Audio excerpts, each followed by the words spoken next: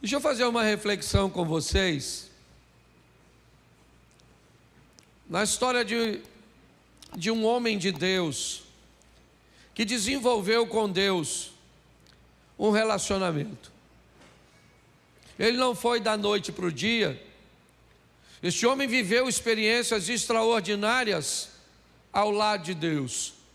Extraordinárias no que diz respeito a experiências boas, extraordinárias, porque em alguns momentos ele viveu coisas ruins, mas ele entendeu que o que ele estava desenvolvendo é uma caminhada ao lado do Senhor.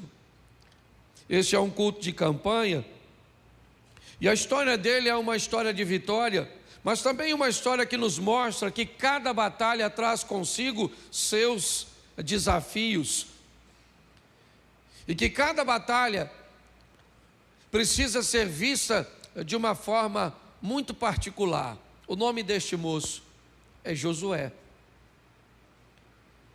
Eu quero mostrar a você hoje como Deus tratou de Josué. Põe para mim, por favor, Josué capítulo 1.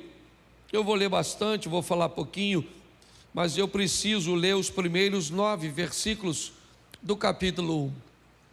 E sucedeu depois da morte de Moisés, servo do Senhor, que o Senhor falou a Josué, filho de Num, servo de Moisés, dizendo: Moisés, meu servo, é morto.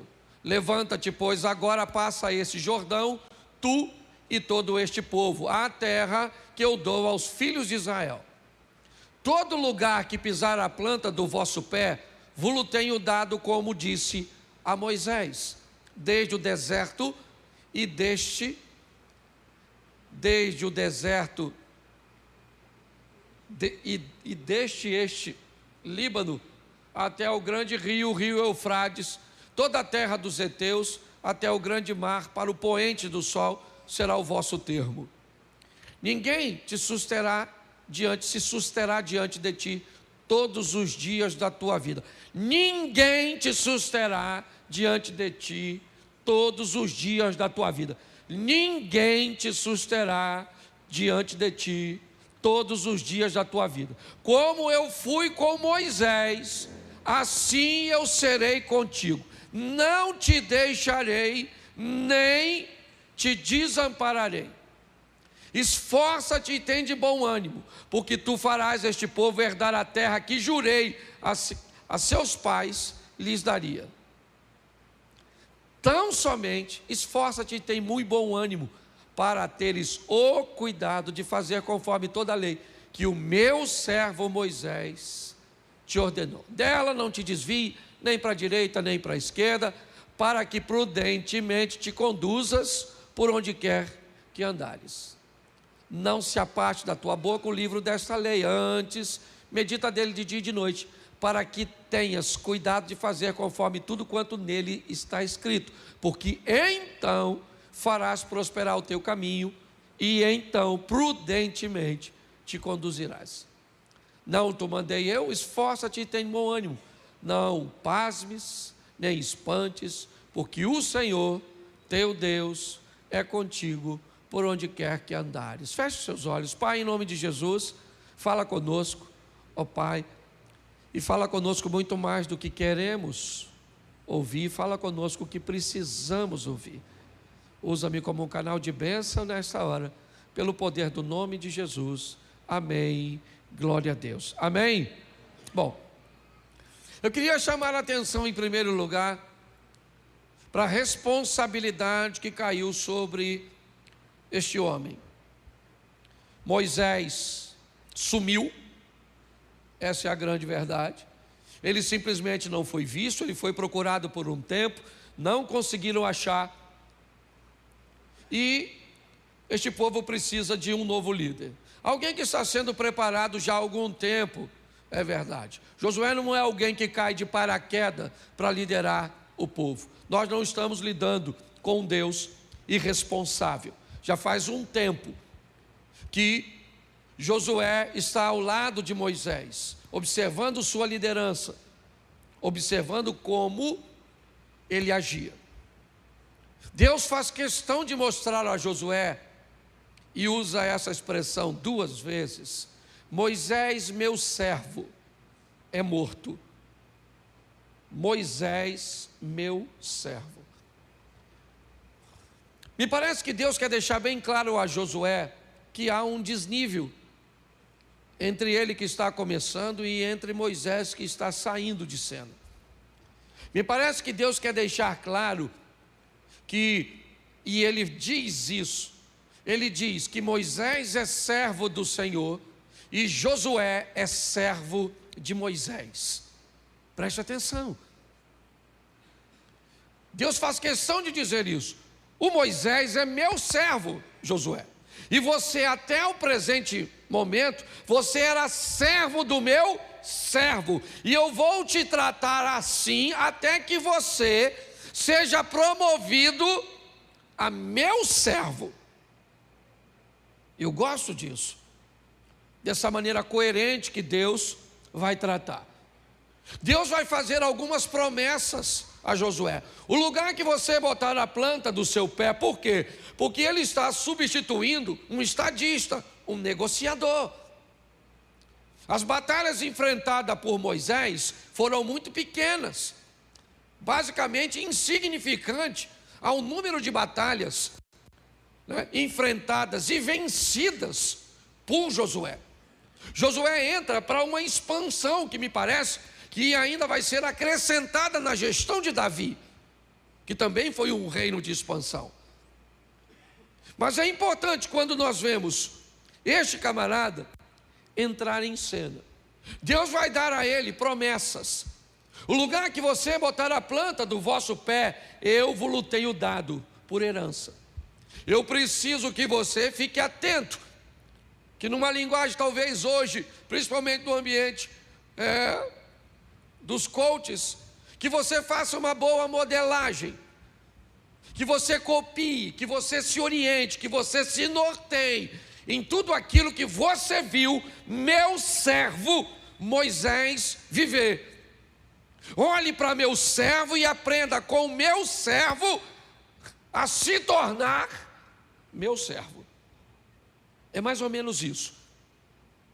É mais ou menos como se fosse nossa responsabilidade a ter um estilo de vida na igreja, onde o novo que chega olhasse para nós e entendesse que ele ainda não é um servo, ele é alguém que está sendo introduzido no ambiente para servir. Mas ao olhar aqueles que já servem, ele pode se espelhar neles. É mais ou menos isso. Começa a história, obviamente, recheado de promessas.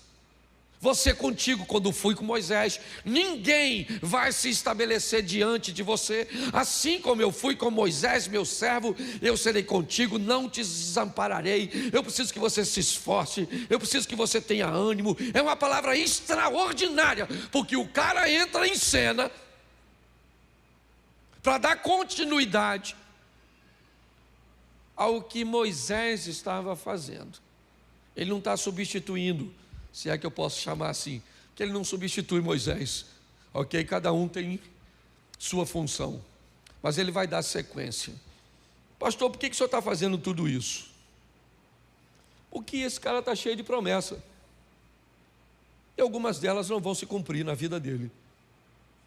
Eu não sei se você reparou, mas existem algumas condições para que isso aconteça. Se você se mantiver no caminho, se você guardar as palavras, se você viver nos princípios, isso vai acontecer com você. Mas a história que Josué vai enfrentar é um pouco diferente. O povo todo está de olho nele. Sabe o que o povo diz para ele? Nós vamos ficar de olho em você e vamos observar. Se Deus for com você, como foi com Moisés, quem não te obedecer, nós vamos matar. Fique tranquilo, você não precisa nem agir, deixa conosco, nós vamos resolver. Mas nós estamos de olho em você. Queremos ver o que Deus vai fazer, se realmente Ele é contigo, se você tem condições de desempenhar essa função. Havia muita responsabilidade nessa história, e ele vai para as batalhas dele. A primeira é viver de uma forma bem pequena o que Moisés viveu com muita grandeza. Preste atenção. Moisés toca o cajado e abre o mar. O Josué manda o sacerdote pisar na água do rio. Sim ou não? Mas quando o rio abre, ele é o início da trajetória de Josué. Quando o mar se abre, ele já é, certo, da metade para frente a história de Moisés. Preste atenção.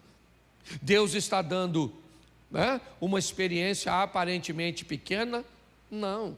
Deus está simplesmente dizendo para mim, para você e para Josué que a melhor maneira de começar e mais coerente, certo, é começar pequeno, de baixo, vá devagar. Vamos abrir um rio primeiro a pé enxuto.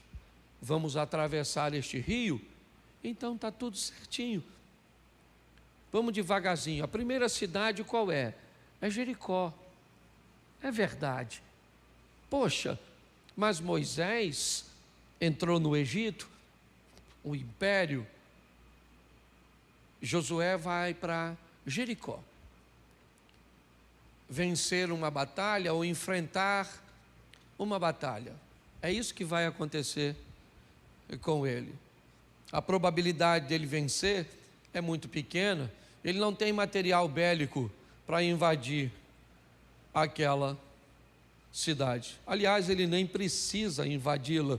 Se você conhece um pouquinho, não tem necessidade nenhuma, certo? Para chegar na terra prometida, ele não precisava vencer Jericó, algo minúsculo. Se hoje Jericó já é uma cidade pequena, aparentemente insignificante, certo? Sob a gestão dos muçulmanos, eu imagino naquela época o quanto menor ela era.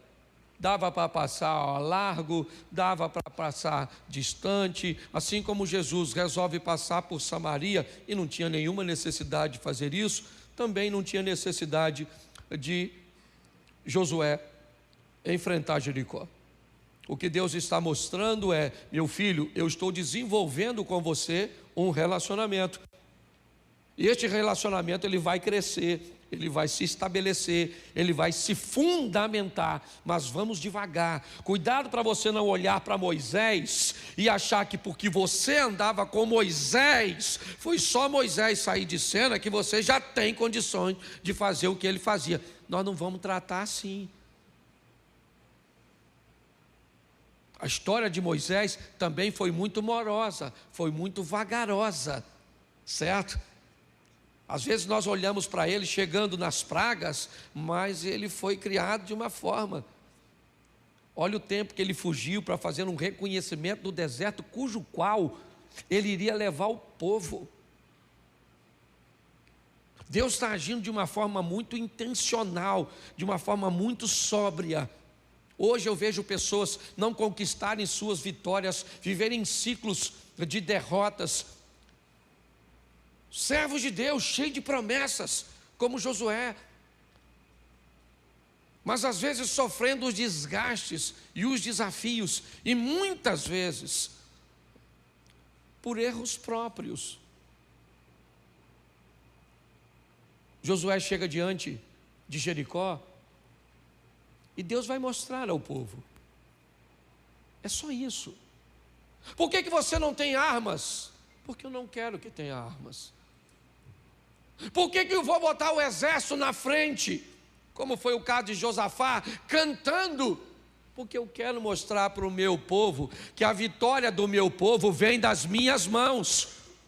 Eu quero mostrar ao meu povo que é a obrigação dele fazer tudo o que pode. Mas meu povo tem que saber que faça sempre o que pode.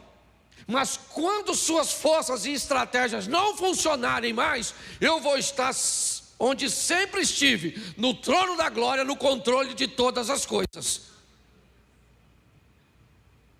É isso que Deus está falando. Para que invadir Jericó? Vá lá e veja.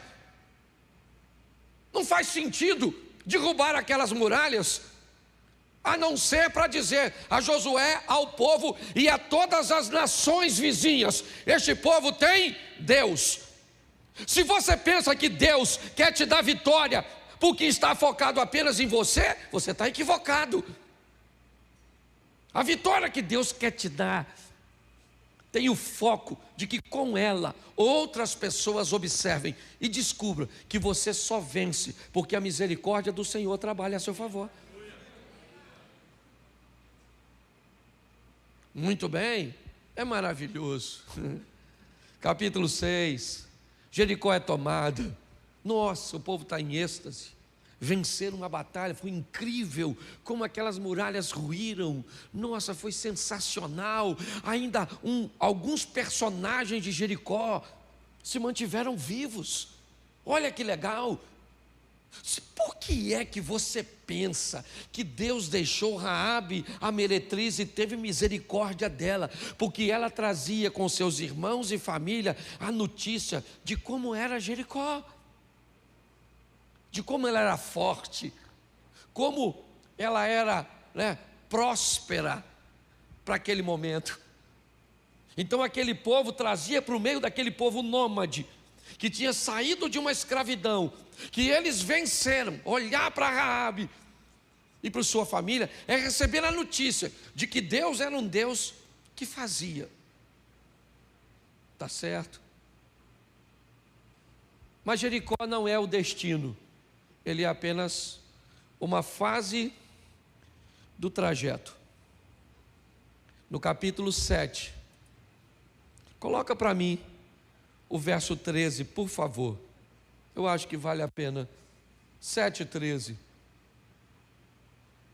Levanta-te, santifica o povo, e diz: santificai-vos agora para amanhã, porque assim diz o Senhor Deus de Israel: maldição, anátema, há no meio de vós, Israel, diante dos vossos inimigos, não podereis sustentar-vos, até que tireis a maldição ou o anátema do meio de vós. Presta atenção que tem um texto aqui que ele entra em choque com aquilo que Deus falou no capítulo 1. Diante de você ninguém vai se manter de pé, Josué. Ninguém vai se manter de pé diante de você. E agora esse texto está dizendo: diante dos vossos inimigos você não vai poder ficar de pé. Olha uma contradição no que está sendo disso. Observe bem. Lá atrás eu disse: Josué, eu vou ser contigo, eu vou agir a seu favor, e ninguém vai suster-se diante de você. Beleza, aqui está dizendo: aí Josué, você não fica de pé diante de... O que mudou? Pare e pense. Diante de Josué agora tem uma nova batalha. Jericó é passado, pelo menos no que diz respeito à oposição. Jericó foi vencida. Ok? Talvez não na totalidade, porque Jericó ainda continua viva dentro do povo. Essa é a grande verdade. O povo agora tem o quê? Josué é um estrategista, ele é um militar, ele aprendeu com Moisés, assim como ele foi espia, agora ele também utiliza do mesmo sistema. Utilizou em Jericó e utiliza em Ai. Agora um lugarejo pequeno, aproximadamente 3.000 pessoas, maioria mulheres e crianças. O que Josué faz? Manda seus batedores irem à frente e sondarem o ambiente e ver o que é que está à frente, para que quando o povo chegasse preparado, para que não houvesse surpresa. Eles foram e voltaram trazendo a notícia: uma cidade fraca, mulheres e crianças, a maioria. Não fadigue ali todo o exército, mande apenas 3.000 homens. Presta atenção, eles vão com força máxima já. Lá tem 3.000 pessoas, onde a maioria são mulheres e crianças. E os homens, eles não vão tratar Ai de qualquer forma, não. Eles mandam 3.000 soldados. É um soldado para cada homem, um soldado para cada mulher e um soldado para cada criança. Eles vão com força total. Qual é o problema? É que é outra batalha.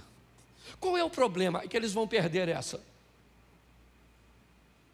Essa batalha eles vão perder.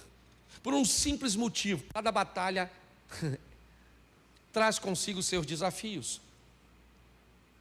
Cada batalha vai ser encarada de acordo com o momento que você está vivendo. Você é capaz de vencer algo muito grande, dependendo do momento, e sofrer por algo bem pequeno, dependendo do momento. Se nós queremos vencer, precisamos entender isso. Por que que esse cara vai viver tudo isso? Porque Deus quer fazer dele seu servo. E um servo de Deus precisa aprender uma coisa: ele só vence porque Deus é com ele. Não interessa o tamanho do inimigo. Se Deus não for com você, você perde para um resfriado. Ele se desenvolve para uma pneumonia, para uma tuberculose, e ele mata você. Se Deus não for contigo, um estresse, um cansaço simples conduz você a uma síndrome do pânico, conduz você a um ambiente mental que você morre definhando. Se Deus não for contigo, a notícia de um câncer pode te desestabilizar de uma forma tão intensa que você viveu 20 anos com câncer e ele te mata em 40 dias. É isso que Josué está aprendendo. Tem algo grande, intransponível, nossa, fantástico. Fique tranquilo, Josué. Eu vou derrubar as muralhas e você vai vencer. Mas agora a cidade é pequena, não precisa mandar todo mundo. Não é assim, Moisés. Ou não é assim, Josué. Não é assim. Não é o tamanho do inimigo, não é o tamanho do problema, não é o tamanho da adversidade, é a minha presença. Se a minha presença for contigo, ninguém consegue se manter de pé diante de você. Então, Josué, eu preciso saber como é que você lida com os problemas que as pessoas cujas quais você lidera vai criar para você. É isso. É só isso. Vamos lá. Vamos invadir Ai. 3.000 homens, quase 40 são mortos inicialmente próximo de uma pedreira. O restante volta correndo e dão a notícia a Josué: Josué, nós perdemos a batalha. Meu irmão, não deu para enfrentar. Não deu para enfrentar. O Josué vai para Deus, porque Josué sabia: se vaza a notícia de que aquele povo nômade anda perdendo batalhas para a cidade tão minúscula, uma coalizão acontece e eles vêm e esmagam o povo de Deus. Sabe aquela historinha de um abismo chama outro abismo? Uma vitória também chama outra vitória. Eu aprendi uma coisa nessa vida: ninguém quer lutar com o vencedor, ninguém quer brigar com o grande. A história é chutar cachorro morto. Quem não tem poder de reação. É assim que funciona. Quanto mais embaixo você tiver, mais proveito vão tentar tirar de ti. Tenta vender uma casa quando não precisa vender, e tenta vender uma casa quando precisa vender, e vai ver qual é a diferença de preço. Josué sabe disso. E quando aqueles homens voltam, as mulheres começam a receber a notícia: a alegria foi embora. Por quê? Porque eles perderam. E aí Josué vai para Deus: Senhor, onde estão suas promessas? Não seria melhor ter ficado lá do outro lado? E Deus diz para ele: pois é, querido, não tem nada a ver com isso. Isso não é problema meu, isso é problema seu. Tem uma maldição no meio do povo, e tem alguém que fez algo que não deveria ter feito. Então eu vou falar uma coisa para você, Moisés: a partir de hoje, você não ganha de ninguém mais. Ou você resolve esse problema, ou você toma coragem e tira da sua vida, dos seus hábitos, da sua família, aquilo que está impedindo que você vença, ou você não vence mais nada. Eu fico imaginando, gente, com tanto profeta, por que que Deus não foi lá e levantou um profeta e diz assim, ó: foi você aí, ó, Vai lá pegar, pega, estava na tenda dele. Não. Por que Deus não fez? Porque está treinando o seu servo. O servo de Moisés está aprendendo a ser servo de Deus. Entendeu? Porque o filho de crente precisa aprender a ser crente. Porque o filho do cristão precisa aprender a ser cristão. Porque o aluno do outro, o discípulo do outro, chega o tempo que ele tem que aprender a ser discípulo de Deus. Por favor, nós não desenvolvemos em ambiente nenhum relacionamento de dependência nem de manipulação. Qualquer um que caminhe comigo, fique tranquilo, isso eu aprendi com Deus. Eu sou hiper, ultra tolerante, às vezes visto como fraco de tão tolerante que sou, mas quando precisou cortar as cabeças, como aconteceu com Josué, eu não tenho problema nenhum, e vou para casa dormir tranquilo, porque isso Deus me ensinou. Se é o reino que está em jogo, antes chorar a mãe do outro do que a minha. Deus está ensinando isso para esse cara. Eu não vou ser com você, não vou. Ah, mas é uma cidade pequenininha. Não interessa o tamanho do obstáculo. Se eu não for com você, você não vence. E procure, está aí no meio de você. Tenha coragem e ache. E outra coisa, mate todo mundo a pedrada, certo? Taque fogo, porque se você não tiver coragem de fazer isso,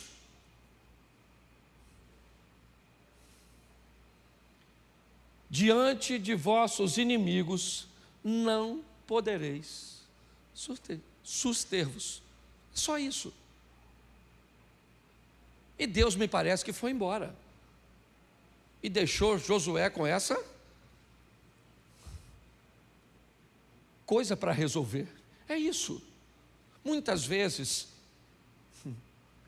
esse treinamento ele é muito doloroso, porque temos que remover da nossa vida coisa que não gostaríamos, sabe, de mexer. Ele vai lá, é verdade, descobre quem é, mata. Depois você lê, que eu não sou obrigado a ler tudo, mas esse cara está aprendendo que se ele quer ser servo de Deus, tem uma coisa que é prioridade. O que é? O reino de Deus. E ele não é brincadeira. Para Josué é difícil. Primeiro porque ele olhou para as viúvas dos homens que morreram. As mulheres estão chorando. 36 homens, me parece, morrem nas pedreiras. O povo está apreensivo. Ele tem que continuar a caminhada. O destino é a terra prometida. Eles venceram apenas a primeira batalha. Ainda tem mais de 40, me parece, certo? Para chegar até o final. E cada batalha traz consigo uma lição. Em cada momento nós vamos subindo de nível. E não tem a ver com pecado, simplesmente. Essa aqui teve, é verdade. Mas nem sempre. Nem sempre para subir de nível eu preciso de um pecado. Não. Na história de Jó é uma subida de nível.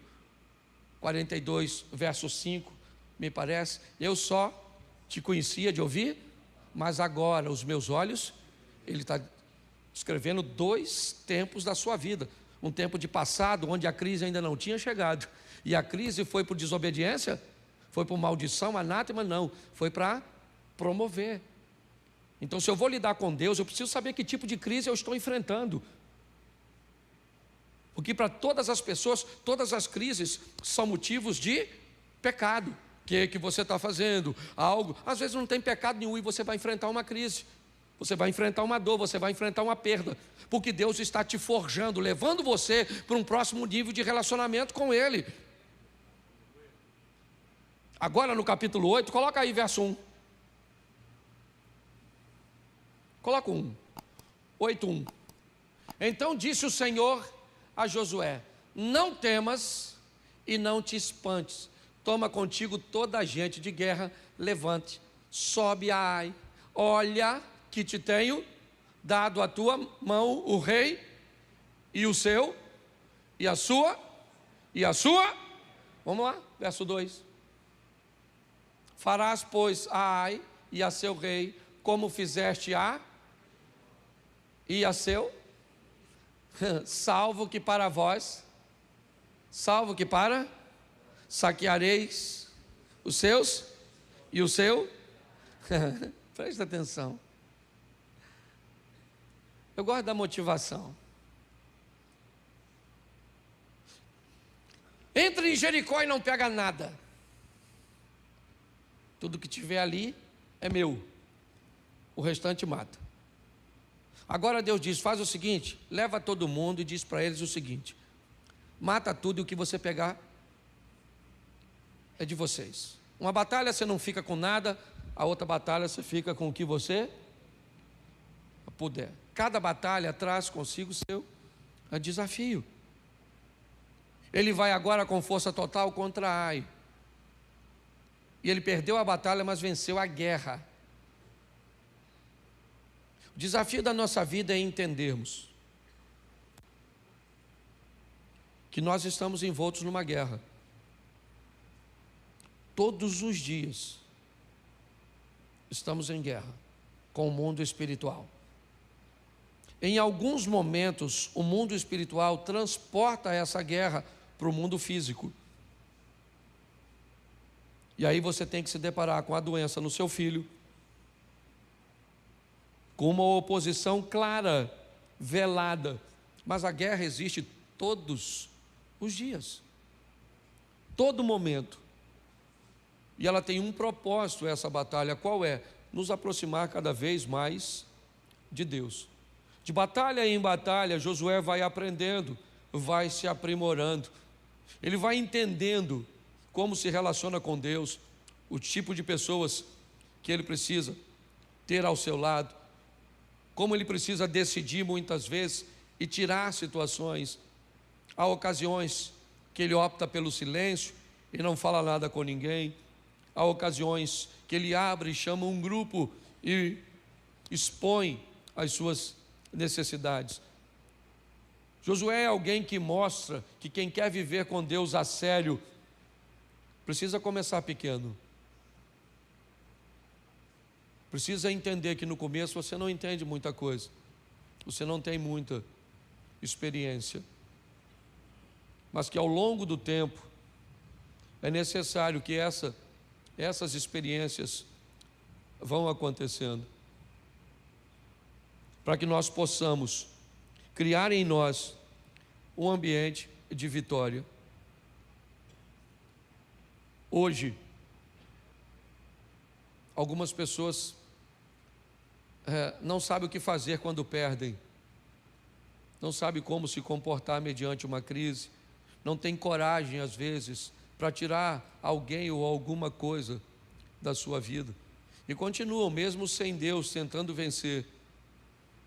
Parece que levam sua vida brincando. A vida não é brincadeira. Quanto mais rápido você aprender isso e tratar com mais seriedade a sua vida, porque ela é sua, se você não cuidar dela, ninguém vai fazê-lo. O casamento é seu, ou você cuida dele, ou ele vai para o brejo. O filho é seu, pode ter certeza, porque o diabo levanta todos os dias com toda a sua força para nos destruir. Se a misericórdia do Senhor não fosse conosco, nós não estaríamos de pés. Essa é a grande verdade. Então, a cada dia eu vou crescendo, a cada dia eu vou me aprimorando, a cada dia eu vou me aproximando de Deus. Por quê? Porque eu sei que sem Ele eu não vou a lugar nenhum. A força que eu preciso está nele, a direção que eu preciso está nele. E deixa eu fechar aqui falando algo a vocês. Deus, para agir nas pessoas, Ele age de diversas maneiras, de diversas formas. E quanto mais rápido você descobrir como Ele vai agir na sua, para nós, aqui no projeto, e aí eu falo, como pastor da igreja, quanto mais sóbrio você for, quanto mais assertiva for as suas decisões, quanto mais coragem você tiver, às vezes vai te faltar ânimo, mas você tem que ter coragem, Às vezes você vai ter ânimo, mas não vai ter coragem. Nem sempre ânimo e coragem estão juntos. Mas a minha pergunta é: quem é o responsável por sua vida, a não ser você? Pare e pense, você está satisfeito com aquilo que você está vivendo? Porque Deus não muda, não há sombra de variação nele. Como eu disse, não tem a ver comigo, não tem a ver com você, tem a ver com quem está perto de você. O que Deus quer é se revelar para o seu mundo. Ide por todo o mundo e pregai o Evangelho. Mundo, o seu mundo, ele é seu, ele não é meu. Você vai sair daqui e vai lidar pelo menos, sei lá, com 10, 20, 30 pessoas que eu sequer sei o nome, que eu nunca vi. Vizinhos, amigos, colegas de trabalho. Quem são esses? Esses fazem parte do seu mundo. E o que eles precisam? Eles precisam ver uma luz que Deus colocou em você. Para isso nós precisamos nos posicionar, porque as pessoas precisam disso. Se você tem dons, revelação, se você vê anjo, se você é profeta, se você é ministro, se você é pregador, se você canta, se você toca, se você ensina, eu não sei quem é você, seja você quem for, você é uma peça dessa quebra-cabeça que tem o propósito de mostrar para as pessoas que Jesus Cristo é o Salvador. Isso fica muito mais fácil quando a sua vida vai bem encaminhada. Primeira coisa, nunca queira mostrar para as pessoas uma realidade que não é a sua. Uma das piores coisas para se relacionar com Deus é a hipocrisia, que muitas vezes não vem nem por maldade, é por medo de exposição. Essa é a grande verdade. Está ruim, gente? Está ruim. Às vezes, se eu falo para algumas pessoas, gente, ontem eu estava com vontade de morrer, eu vejo as pessoas me olhando como se eu fosse maluco. Como o pastor? O pastor às vezes tem vontade de morrer, não tem vontade de vir na igreja, tem vontade de sumir, às vezes não tem dinheiro para pagar algumas coisas, briga com a mulher, tem problemas com os filhos, fica doente, mas não pode falar, né, gente? Porque se falar, Cid, sabe, fica feio, vai queimar a imagem da gente.